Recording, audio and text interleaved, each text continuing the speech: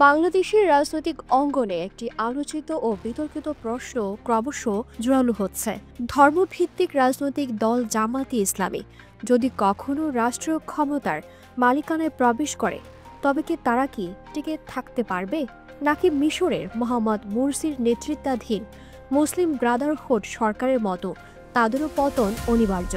এই প্রশ্নটি আর কোনো রাজনৈতিক আলোচনায় সীমাবদ্ধ নেই। এটি এখন টং দোকান থেকে শুরু করে 5 স্টার হোটেলের বৈঠক পর্যন্ত সর্বত্র শোনা যাচ্ছে। বিশেষ করে বিএনপি পন্থী বিশ্লেষক ও সমর্থকদের একাংশ এই আশঙ্কা ব্যক্ত করে থাকেন। তাদের যুক্তি, জামাতের আমির ডাক্তার মোহাম্মদ শফিকুর রহমান ক্ষমতায় এলে তারা সরকার পরিচালনায় ব্যর্থ হবেন, 1 বছরও টিকতে পারবেন না এবং শেষ পর্যন্ত নেতাকর্মীরা কারাগারে আটকে পড়বেন। এই নেগেটিভের অন্তরালে যে মূল ভয় কাজ করছে তা হলো ভারত ভীতি। তাদের ধারণা, ভারত কখনোই বাংলাদেশে একটি স্বাধীনচেতা ও ভারত বিরোধী সরকারকে ক্ষমতায় টিকতে দেবে না। কিন্তু এই ধারণা কতটা বাস্তবসম্মত, নাকি এটি একটি সুকৌশলে গড়ে ওঠা রাজনৈতিক মিথ? চলুন বিষয়টির গভীরে তাকাই। প্রথমত, যুগের পরিবর্তন অস্বীকার করার উপায় নেই। সেই যুগ শেষ, যখন ভারত এককভাবে নিজের প্রভাব খাটিয়ে প্রতিবেশী দেশগুলোতে নিজেদের অনুগত সরকার বসাতে পারত। সে খুঁটি আজ আর আগের মতো মজবুত নেই। ভুটান, নেপাল এবং শ্রীলঙ্কার রাজনৈতিক ইতিহাস তার প্রমাণ। এসব দেশের মানুষ গণ আন্দোলনের মাধ্যমে ভারতমুখী শাসকদের ক্ষমতাচ্যুত করেছে, যাদের কথায় একদা ভারতীয় প্রধানমন্ত্রী নরেন্দ্র মোদী যেন প্রভুর মতো আসীন ছিলেন, তারা আজ পলাতক। বাংলাদেশের প্রাক্তন প্রধানমন্ত্রী শেখ হাসিনার পতনের পরও ভারত কার্যত কিছুই করতে পারেনি, কারণ তাদের পেছনের শক্তিধর মিত্র মার্কিন যুক্তরাষ্ট্র আর আগের মতো তাদের পাশে ছিল না। উল্টো মোদী সরকারকে নিজের গদি টিকিয়ে রাখাই কঠিন হয়ে পড়েছে। বদলে যাওয়া বিশ্ব রাজনীতির এই সমীকরণে ভারতের একক আধিপত্যবাদী ভূমিকা পালন করা প্রায় অসম্ভব হয়ে দাঁড়িয়েছে। এই পরিবর্তনের সবচেয়ে বড় উদাহরণ বাংলাদেশের অন্তর্বর্তীকালীন সরকার। গত আগস্ট মাসে শেখ হাসিনার পতনের পর আওয়ামী লীগ পন্থীরা এবং একটি পক্ষ দাবি করেছিল ডক্টর মোহাম্মদ ইউনূসের নেতৃত্বাধীন সরকার 1.5 দিনও টিকবে না, ভারত তাদের উৎখাত করবেই। কিন্তু বাস্তবতা হলো 1.5 বছরও বেশি সময় পেরিয়ে গেলেও সরকারটি অটুট রয়েছে। বিএনপির শত অসহযোগিতা সত্ত্বেও ডক্টর ইউনূস ক্ষমতায় আছেন। অনেকের মতে এই সরকারকে টিকে রাখার পেছনে অন্যতম শক্তি হলো জামাত ও ছাত্র শিবির। ফলে ভারত বাস্তবে এই সরকারকে জামাত শিবিরের অধীন সরকার হিসেবেই দেখছে। যদি তাই হয়, তবে জামাতের ছায়া সরকারকে তারা হটাতে পারল না। সেক্ষেত্রে ভবিষ্যতে জামাতের পূর্ণাঙ্গ সরকার গঠিত হলে ভারত কিভাবে তাদের উৎখাত করবে, এই ধারণাটি কি একেবারেই অমূলক নয়? দ্বিতীয়ত, বাংলাদেশের অভ্যন্তরীণ রাজনীতিতে ভারত এখন একটি রেড লাইন বা লাল সীমায় পরিণত হয়েছে।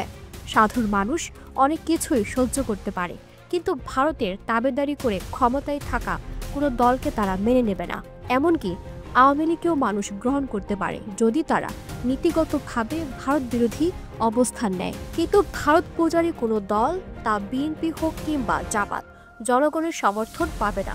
এটি শুধু বাংলাদেশের জন্য প্রযোজ্য নয়, নেপাল বা ভুটানের নাগরিকদের মধ্যেও একই ধরনের মনোভাব কাজ করে। এর কারণ হলো ভারতের দীর্ঘদিনের অতিমাত্রায় আধিপত্যবাদী আচরণ এবং প্রতিবেশীদের প্রতি সদয় না হয়ে নির্দয়ী থাকার নীতি। ফলে এটা স্পষ্ট যে ভারতের সমর্থন নিয়ে কোনো দল বাংলাদেশের ক্ষমতায় টিকতে পারবে না, বরং ভারত বিরোধিতার মাত্রায় আগামী দিনে কোনো দলের ভাগ্য নির্ধারণ করবে। বিএনপি যতই নানা সমালোচনার মুখে থাকুক, যেদিন তারা তিস্তার পানি বন্টন ইস্যুতে ভারতের বিরুদ্ধে সোচ্চার হয়েছে, সেদিন তারা সাধারণ মানুষের প্রশংসা কুড়িয়েছে। এটাই প্রমাণ করে ভারত ভীতি আর জুজুর ভয় নয়, বরং এটি বাংলাদেশের রাজনীতির একটি বাস্তব সমীকরণ। এই সমীকরণে জামায়াতে ইসলামীকে সবচেয়ে শক্তিশালী অবস্থানে রাখে। বাংলাদেশের রাজনীতিতে সবচেয়ে ধারাবাহিক ও তীব্র ভারত বিরোধী দল হিসেবে তাদের পরিচিতি রয়েছে। অনেকের মতে দলটির প্রয়াত আমির অধ্যাপক গোলাম আজম 1971 সালে মুক্তিযুদ্ধের বিরোধিতা করেছিলেন ভারতের আগ্রাসনের আশঙ্কা থেকেই। যদিও ইতিহাস তাকে নায়ক হিসেবে বিবেচনা করবে কিনা সে বিষয়ে বিতর্ক রয়েছে, তবে তার এই রাজনৈতিক অবস্থান জামাতকে একটি সুস্পষ্ট ভারত বিরোধী পরিচয় দিয়েছে। এই পরিচয় তাদের নির্বাচনী সাফল্যের অন্যতম কারণ।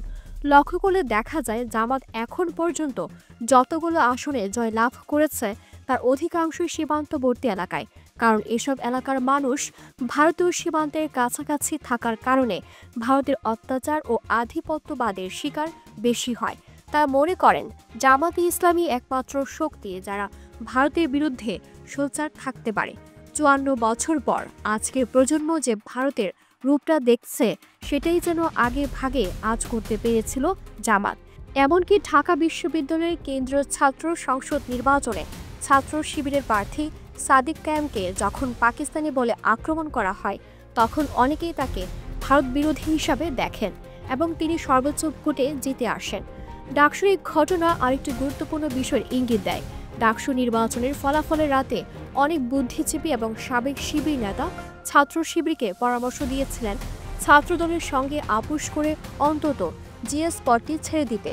তাদের যুক্তি ছিল একা ডাকসু পরিচালনা করা শিবিরের পক্ষে অসম্ভব হবে, নানা বাধা আসবে এবং নির্বাচনও মেনে নেওয়া হবে না। কিন্তু শিবির সে কথায় কান দেয়নি। তারা স্পষ্ট জানিয়ে দিয়েছিলেন তারা সব পদে হারলেও কোনো আপোষ করবে না, কিন্তু জিতলে নিজেদের অধিকার নিয়েই কাজ করবে।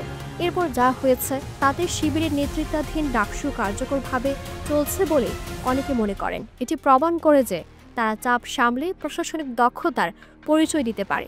যদি ছাত্র সংগঠন শিবির এত বড় প্রতিকূলতা মোকাবিলা করতে পারে তাহলে মূল দল জামাত কেন রাষ্ট্র পরিচালনায় সফল হবে না?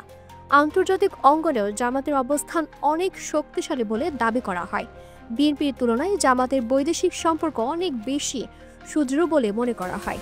ইউরোপীয় ইউনিয়নভুক্ত দেশ এবং আমেরিকার কূটনীতিকরা নিয়মিত জামাতের আমির ডক্টর শফিকুর রহমানের সঙ্গে সাক্ষাৎ করছেন। আর জামাতের মূল শক্তি হল তুরস্ক এবং মধ্যপ্রাচ্যের মুসলিম দেশগুলোর সঙ্গে গভীর সম্পর্ক। বিশেষ করে তুরস্কের প্রেসিডেন্ট রিসেপ তাইয়েব এরদোগানের সঙ্গে জামাত নেতৃত্বের যে সম্পর্ক তা অত্যন্ত মজবুত বলে দাবি করা হয়। এমনকি এমন কথা শোনা যায় বাংলাদেশে কোনো ছাত্র তুরস্কের পূর্ণ বৃত্তি নিয়ে পড়াশোনার সুযোগ পেতে গেলে ছাত্র শিবিরের সুপারিশ প্রয়োজন হয়। যদি দাবির কিছুটা সত্যতাও থাকে তবে বোঝা যায় দুই দেশের মধ্যে কতটা গভীর কূটনৈতিক সম্পর্ক বিদ্যমান। এই সম্পর্কের কারণে জামাত ক্ষমতা এলে তুরস্ক ও মধ্যপ্রাচ্যের দেশগুলো বাংলাদেশি উন্নয়নে সর্বোচ্চ সহযোগিতা করবে বলে ধারণা করা হচ্ছে। হাজার হাজার কোটি টাকার বিনিয়োগ এসে দেশের কোটি কোটি বেকারের কর্মসংস্থানের সুযোগ সৃষ্টি করতে পারে বলেও মনে করা হয়। সব মিলিয়ে বিএনপির ছড়ানো এই নেগেটিভ যে জামাত ক্ষমতা এলে 1 বছর টিকতে পারবে না তার কোনো শক্তিশালী ভিত্তি খুঁজে পাওয়া যায় না, বরং পরিবর্তিত বিশ্ব রাজনীতি, দেশের অভ্যন্তরে ভারত বিরোধী জনমত, নিজেদের সাংগঠনিক দক্ষতা এবং মধ্যপ্রাচ্য ও পশ্চিমা বিশ্বের সঙ্গে গভীর কূটনৈতিক সম্পর্কের কারণে জামাতের ক্ষমতায় টিকে থাকার সম্ভাবনা অনেক বেশি। ফলে ভোটের দামালা খেলায় জামাতকে একটি লস বা ক্ষতির পণ্য হিসেবে উপস্থাপন করার রাজনৈতিক চেষ্টা বাস্তবতার মুখোমুখি পড়তে পারে। আগামী দিনে বাংলাদেশের রাজনীতি কোন দিকে মোড় নেয় তার উত্তর অনেকাংশে নির্ভর করবে এই সমীকরণগুলোর উপর। দিলরুবা তন্নি, ভোরের আকাশ।